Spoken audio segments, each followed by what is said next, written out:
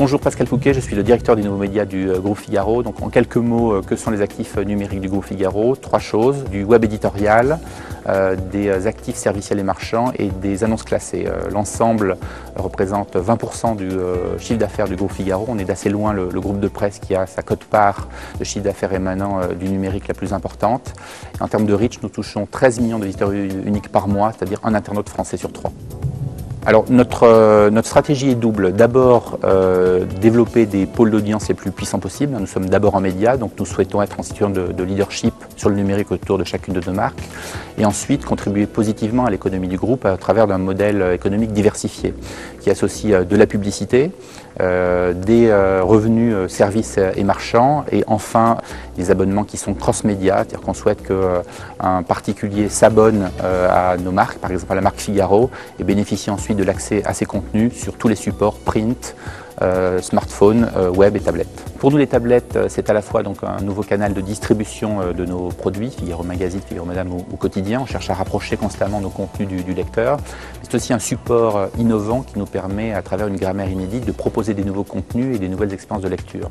C'est dans ce cadre-là qu'on a, à partir des contenus du Figaro Madame, inventé un nouveau produit qui sera un périodique, donc qui sortira tous les mois et qui présentera le meilleur des contenus du Figaro Madame dans une expérience de navigation inédite et avec des contenus rich media. Ce nouveau produit répond à la fois à l'attente de nos lecteurs qui sont à la recherche d'expériences inédites sur les tablettes et à celle de nos annonceurs qui nous sollicitent aussi régulièrement pour des produits innovants, pour du Never Done Before. Ce qu'il y a d'excitant dans le fait de transposer un magazine print traditionnel sur tablette, c'est qu'on doit tout réinventer. Avec Adobe, on nous a donné une boîte à outils, la boîte à outils qui peuvent donner à plein de publishers. Et à partir de cette boîte à outils, nous, on va raconter des histoires et c'est la façon dont on va scénariser l'histoire, comment on va rajouter des interactivités, comment on va accompagner le lecteur dans cette nouvelle lecture, cette nouvelle expérience qui va faire en fait le succès de notre publication digitale.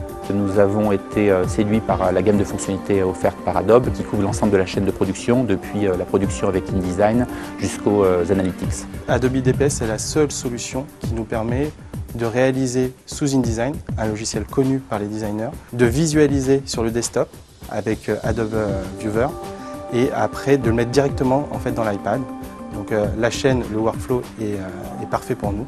On crée dans InDesign, on vérifie sur le desktop et après on peut exporter via iTunes ou via le serveur d'Adobe sur l'iPad.